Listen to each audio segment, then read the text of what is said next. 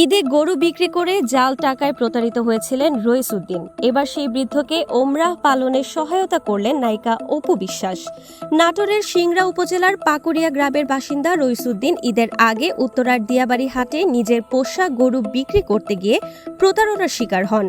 এক ক্রেতা তাকে 1,23,000 টাকা দেন, যার মধ্যে 1,21,000 টাকাই ছিল জাল। হতাশায় কান্নায় ভেঙে পড়েন তিনি। সেই হৃদয় বিদারক ভিডিও ভাইরাল হয় সামাজিক যোগাযোগ মাধ্যমে, নাড়িয়ে দেয় গোটা দেশকে। রইসউদ্দিনের পাশে দাঁড়ায় আলহাজ শামসুল হক ফাউন্ডেশন।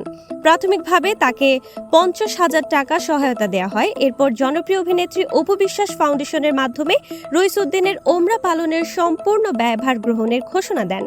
শুক্রবার ভোর 6টায় হজরত শাহজালাল আন্তর্জাতিক বিমানবন্দর থেকে সৌদি আরবের উদ্দেশ্যে রওনা দেন রইসউদ্দিন।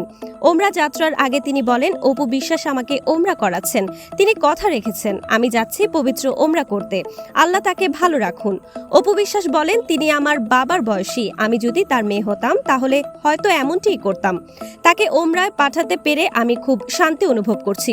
মানবিক এ কাজে দেশের নানা প্রান্ত থেকে প্রশংসা পাচ্ছেন অপু বিশ্বাস।